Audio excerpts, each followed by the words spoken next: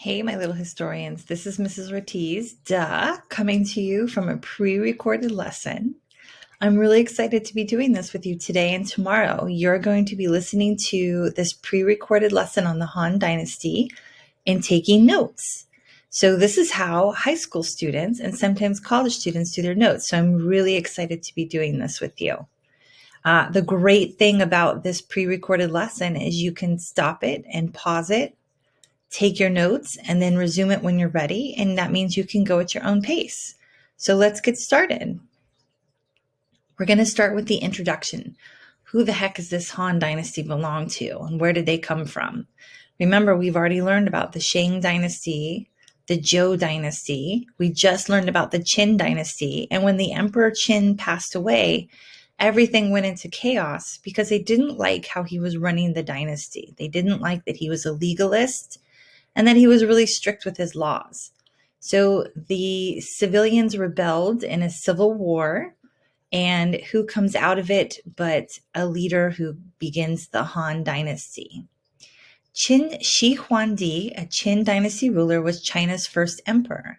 The Qin Dynasty lasted only about 14 years.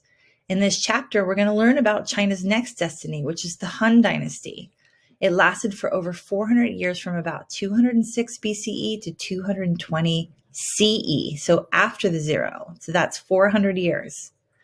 The Han Dynasty arose during a period of unrest. The Chinese people were unhappy with the harsh legalist rule of the Qin. After the first emperor's death, they rebelled against the Qin family. Liu Bang, a rebel who had gained control of the Han kingdom, conquered the Qin army and established the Han Dynasty. And here we have Liu Bang. Over time, Han emperors began to change the way China was ruled. Gradually, they incorporated Confucian ideals of moral behavior into Chinese government. Remember, the Confucian philosophy was that relationships were important and setting a good example, treating each other well. So under the Han rule, China had a golden age, a long period of stability and wealth. Education, literature, and art flourished. New practices, inventions, and discoveries improved people's lives. The Han Dynasty was also known for its military achievements. Han emperors expanded the empire to include parts of present-day Korea and Vietnam. Once Central Asia was under its control, the Han established trade relationships with the West. In this chapter, you will explore warfare, government, agriculture, industry, art, medicine, and science under the Han Dynasty. You will see how the Han Dynasty improved daily life in China. So we're going to watch a short video about the Han Dynasty to give you an idea of what it is all about, and then we're going to get into our notes. You need to know about the Han Dynasty because they had a huge impact on you. Anyone else thinking of Han Solo and the Empire? Oh, sorry. Let's focus. The Han Dynasty came into power after the Qin Dynasty. The people of China were fed up with the harsh legalist rule of Qin Shi Huangdi and welcomed a change. The Han rulers mixed legalism and Confucianism and came up with a solid government that ruled China for over 400 years. During this long period of stability and wealth, or golden age, people had time to be creative and come up with new inventions and discoveries that improved people's lives. For example, the Han Dynasty excelled at warfare and expanded their empire. All men served 2 years in the army, and advances in ironwork improved armor and made longer, better swords. They invented the crossbow and used kites, yes, kites, to measure distances, send messages, and scare enemies. I already mentioned the new and improved Han government. They used the centralized government of the Qin, but added Confucian ideas of leading by example and a moral, honest government. The Han set up a bureaucracy. It's a pyramid-shaped government with a few at the top and many at the bottom. Each level directs the people below them. The best thing the Han did was make their officials earn their jobs by taking a civil service exam. This ensured qualified people ran the government. Several farming inventions developed under the Han rulers. The chain pump moved water from low irrigation ditches and canals up to the fields. They made iron plows and the wheelbarrow, simple inventions that made farming easier. In industry, the Han invented a foot-powered machine that wound silk fibers onto a large reel. Silk was the #1 trade export of China, and the faster they could make it, the better. Under the Han, the Chinese learned how to mine salt from underground. They invented iron-tipped bamboo drills that reached as deep as 1,000 feet. They used the bamboo to bring the salt water up, boil off the water, and use the salt to preserve their meat and vegetables. You can thank the Han for inventing paper and the art of calligraphy. Before paper, they wrote on silk. Very expensive. Paper was cheap, so people could afford to write, and it made great books. New medical practices started under the Han Dynasty. The Chinese believed that illnesses were caused when the yin and the yang forces of the body were out of balance. Healers had to restore balance. They used acupuncture or needles for curing illnesses like headaches. Another medical technique is moxibustion, where powdered moxa is placed on skin and lit on fire. The heat reduces pain in diseases like arthritis. Hey, Michael Phelps used it before swimming in the Olympics. They also used wine as an anesthetic to take away pain. The Chinese knew how the human body worked. They used the heartbeat and pulse to judge a person's health, just like your doctor. They also knew that blood circulates from the heart and back again. The Han Dynasty rocked the science world. Their astronomers recorded comets, solar eclipses, and discovered that the moon shines by reflecting the sun's light. They invented the seismograph to detect the direction of earthquakes and the magnetic compass with a lodestone to tell direction. So when you're watching Han Solo saving the galaxy, remember the Han Dynasty and all of their amazing inventions and ideas that changed your world.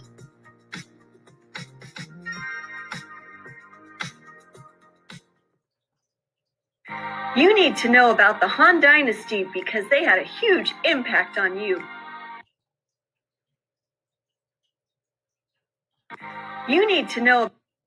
All right, so the first thing that we're going to study is warfare. So label your notes warfare. And if you want to do more reading, it's in section 23.2. Warfare. The Han excelled in warfare. Their military methods and new weapons helped them expand their dynasty.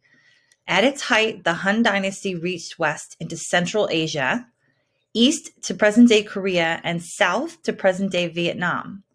The Han Dynasty had a large and well-organized army.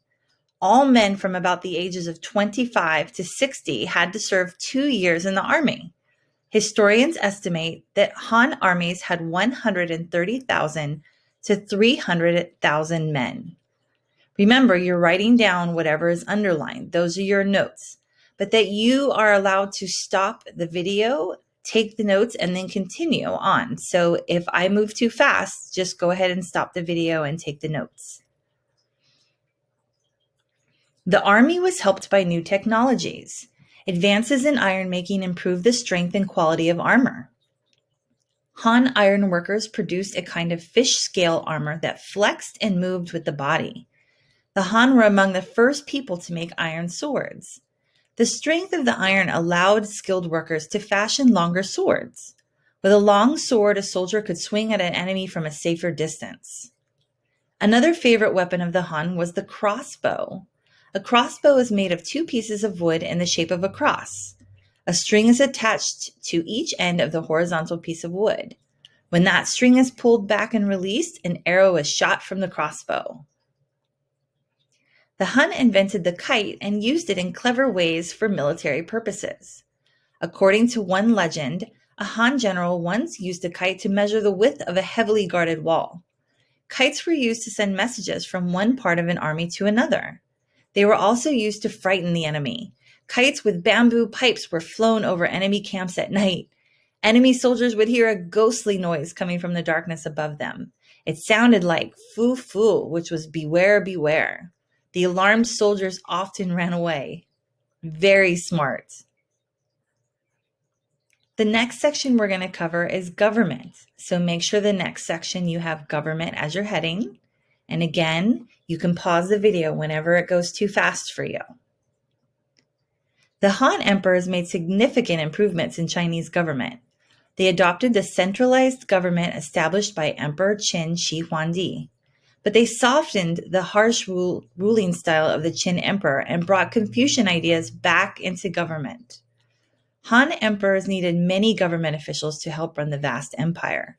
The government of China during this time functioned as a bureaucracy. A bureaucracy is a large organization that operates using a fixed set of rules and conditions, so almost like a business. At each level of the bureaucracy, people directed those who are at the level below them. So it was almost like a business. They made it run where you had someone in charge of someone else, and then those people were in charge of someone else. So everybody answered to someone, almost like a pyramid. The highest level Han officials lived in the capital and gave advice to the emperor. Lower level officials lived throughout the empire. They had many responsibilities, including overseeing the maintenance of roads and canals. They also had to make sure that in case of famine, enough grain was produced and stored. And famine is when you run out of food.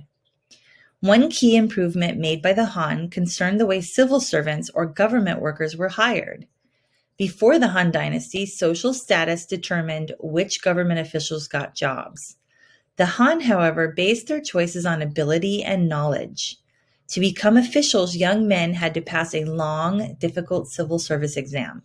Remember, that was the idea of Confucius. It was based on the principles of classic Chinese writings. The candidates had to learn 5 books by heart. Legend says that the men then had to spend several days taking the exam in tiny rooms. All the while, they were watched by guards to prevent cheating. The next section we're going to talk about for the Han Dynasty is agriculture. So far, everything sounds really good. This sounds like an amazing dynasty. They softened their harsh rule. They've come up with better weapons. This is a really, really positive dynasty that we're reading about. All right, let's see what they did for agriculture. Once hired, civil servants were not allowed to serve in their home districts. The rule was intended to prevent officials from giving special favors to friends and relatives. Every 3 years, civil servants could be promoted or demoted depending on an evaluation of their work.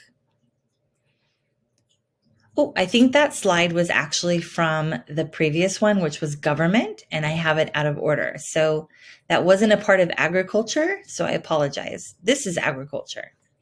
Farmers in ancient China faced a number of difficulties. Several important advances made in agriculture during the Han Dynasty improved their lives. Han farmers were expected to grow enough food to feed their families and to help stock the shared granaries or grain storehouses. In addition to growing crops, farmers had to make their own clothing, build their own homes, and give 1 month of unpaid labor to the government for building projects such as canals and roads. Hard as this life already was, floods and drought often destroyed crops, presenting farmers with yet another challenge. So it sounds like it's pretty difficult to be a farmer at this time. One invention that helped farmers, though, was the chain pump. The chain pump made it easier to move water from low irrigation ditches and canals up to the fields. Workers used pedals to turn a wheel, which pulled a series of wooden planks that moved water uphill to the fields. So check out this picture.